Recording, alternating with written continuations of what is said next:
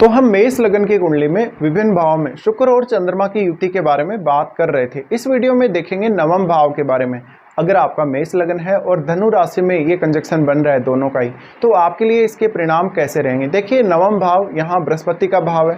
बृहस्पति के भाव में ये दोनों ही ग्रह शुभ ग्रह हैं और यहाँ चंद्रमा बृहस्पति के मित्र ग्रह भी हैं। अब आपको बृहस्पति की प्लेसमेंट को एक बार जरूर चेक कर लेना, आपके चार्ट में बृहस्पति कैसे स्थिति में है।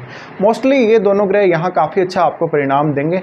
आपको बहुत ज़्यादा लंबे टूर करने पड़ सकते हैं, आपको दूसरे धर्मों दूसरी संस्कृतियों में ज़्यादा इंटरेस्ट हो सकता है, कभी कभी आपको विदेश यात्रा करनी पड़ सकती है, इवन विदेश में सेटल भी होना पड़ सकता है। विदेश में सेटलमेंट के चांसेस आपकी मैरिज के बाद ज़्यादा स्ट्रॉन्ग बन सकते हैं। इसके अलावा आपको हमेशा धन और लग्जरी की तरफ रुझान रहेगा। आप अपनी इच्छाओं को ज़रूर पूरा करेंगे, अपनी मनोकामनाओं को ज़रूर पूरा करेंगे और अपनी लाइफ को काफ़ी अच्छे से जीने वाले होंगे।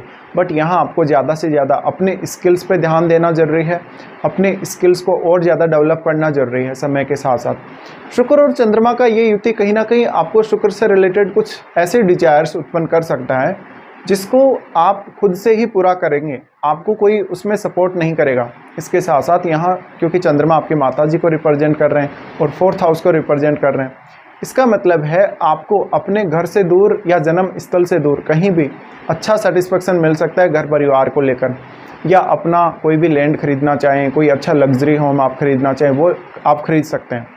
तो कहीं ना कहीं ये आपकी जो डिज़ायर्स हैं उनको पूरा अवश्य करेगा। लेकिन आप जिस वे में चाहते हैं या कभी कभी आपकी फैमिली जिस वे में चाहती है उस वे में ये सब नहीं होगा।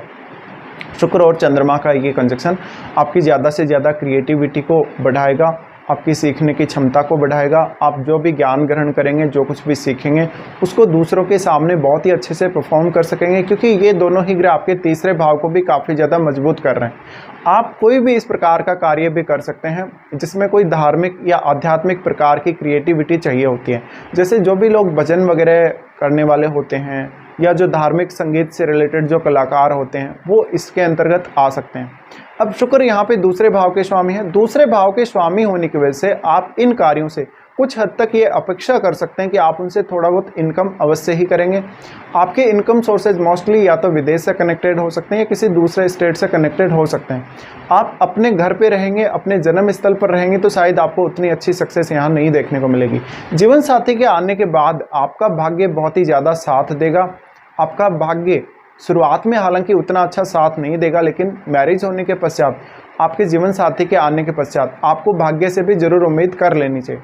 इसके साथ साथ आप अपने जीवन साथी के साथ बहुत सारे आध्यात्मिक और धार्मिक टूर करेंगे और उनमें आपको बहुत सारी अलग अलग प्रकार की जानकारियाँ प्राप्त होंगी।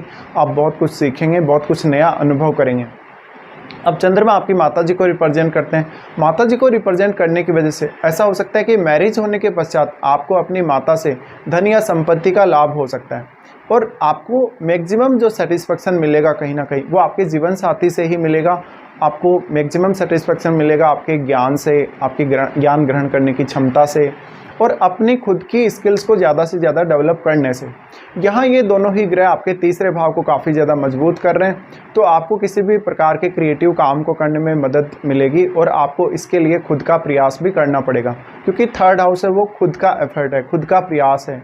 आपको अपनी रुचियों पर भी फोकस ज़रूर करना चाहिए इस केस में कि आप वास्तव में कौन से सेक्टर में ज़्यादा अच्छा काम कर सकते हैं या फिर आपकी रुचियाँ क्या क्या हैं, आप क्या क्या करना चाहते हैं, आप कितने ज़्यादा स्किल वाले हैं, आप क्या कुछ ऐसा एक्सपेक्ट कर सकते हैं अपनी लाइफ में जो आपका शुक्र से रिलेटेड लाभ दे सकता हो, चंद्रमा से रिलेटेड लाभ दे सकता हो। यहाँ पे अब आपको शुक्र से संबंधित डिजायर तो उत्पन्न होगी ही होगी।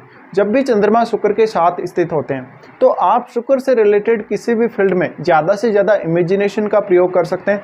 आप गीत संगीत में, नाटक वगैरह में या ऐसी जो भी कलाएं हैं उनमें बहुत ज़्यादा अच्छे होंगे। इसके साथ साथ आप उन फील्ड से रिलेटेड कुछ स्क्रिप्ट वगैरह लिखने में भी बहुत ज़्यादा अच्छे हो सकते हैं। आप अपनी उच्च शिक्षा में बहुत ज़्यादा अच्छे होंगे और आपको कोई वाद्य यंत्र बहुत अच्छे से बजाना आता होगा या वाद्य यंत्र की तरफ आपका रुझान जरूर रहा होगा। इसके अलावा जो धार्मिक गीत संगीत है उसमें आपका स्पेशल इंटरेस्ट रहा होगा। अब यहाँ पे शुक्र क्योंकि दूसरे और सातवें दोनों ही भावों के स्वामी बनते हैं, तो आप ऐसा कोई भी बिजनेस भी चुन सकते हैं या ऐसा कोई काम भी चुन सकते हैं, जैसे धार्मिक संगीत वगैरह में अगर आप पार्टिसिपेट करते हैं या अपनी क्रिएटिविटी का प्रदर्शन आप वहाँ करते हैं तो इससे आपको इनकम हो सकती है। मेनली ये कंजक्शन आपको किसी भी प्रकार के ऐसे आध्यात्मिक, धार्मिक या बहुत ही अच्छे किसी काम से कनेक्ट करके ही ज़्यादातर धन लाभ करवाएगा। ये कंजक्शन में अब आपको जीवन में बहुत ज़्यादा उतार चढ़ाव नहीं देखने को मिलेंगे। जो आप चाहेंगे वो आपको मिलेगा अवश्य, लेकिन उसके लिए थोड़ा अपना प्रयास करना भी आपको ज़रूरी है। अब देखिए, दोनों ही जो ग्रह हैं वो आपस में मित्र हैं और यहाँ से इनकी दृष्टि तीसरे भाव पे पड़ रही है। तीसरे भाव पे जब दृष्टि पड़ेगी तो अपने भाई बहनों से, रिलेटिव्स से या अपने पड़ोसियों से ये आपके अच्छे संबंधों को दिखाते हैं। इवन पिता के साथ भी आपके बहुत अच्छे संबंधों को दिखाते हैं। तो आपका नेचर बहुत ज़्यादा अच्छा होगा, आपको पारिवारिक सपोर्ट भी पूरा मिलेगा और परिवार की तरफ से आपको हमेशा के लिए सपोर्ट मिलेगा। इसके अलावा आपका मैरिज के अंदर जब आप मैरिज करेंगे तो माता पिता का या अपने परिवार का बहुत बड़ा वहाँ पे एक रोल रह सकता है। इसके अलावा ये देखा जा सकता है कि आपका कहीं ना कहीं जो इमेजिनेशन है वो शुक्र के साथ मिलकर काम करेगा। तो यहाँ पे आपको इन दोनों ग्रहों को बहुत ज़्यादा कनेक्ट करके देखना चाहिए। अगर इनमें से हो सकता है चंद्रमा अस्त हो, चंद्रमा अस्त होगा तो आपको और ज़्यादा अच्छी स्थिति मिलेगी चंद्रमा के अस्त होने से।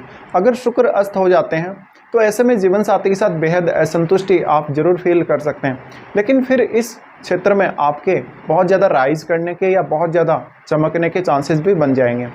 चंद्रमा अगर अस्त हो जाते हैं तो आपकी मानसिक प्रवृत्ति बहुत ज़्यादा मजबूत होगी, जिससे आप शुक्र से संबंधित जो भी डिजायर्स रखेंगे वो डिजायर आपकी पूरी होंगी। तो यहाँ पे आपको किस प्रकार से इस कंजक्शन को काम में लेना चाहिए, अब ये आपके ऊपर डिपेंड करता है। यहाँ पे मोस्टली आपके ट्रेवल लाइफ में बहुत बार होते रहेंगे, चाहे वो स्पिरिचुअल ट्रेवल हो, चाहे अपनी उच्च शिक्षा को लेकर ट्रेवल हो या किसी भी प्रकार के अन्य कोई ट्रेवल हो जिसमें आप ज्ञान प्राप्ति की तरफ देख रहे हो। तो मोस्टली ये कंजक्शन आपको ज़्यादातर परिणाम अच्छे ही लेकर आएगा, लेकिन फिर भी आप इस कंजक्शन को थोड़ा सा अगर बेहतर तरीके से यूटिलाइज कर लें, इस कंजक्शन को समझते हुए, तो आप इस कंजक्शन से बहुत कुछ हासिल कर सकते हैं। आप अपने फैमिली मैटर्स में, अपने जो मेंटल पीस है उन सब को लेकर बहुत ज़्यादा लकी रहेंगे। आपको शुक्र से रिलेटेड चीज़ें अगर प्राप्त होती हैं तो ये आपको मैक्सिमम सेटिस्फेक्शन देंगी।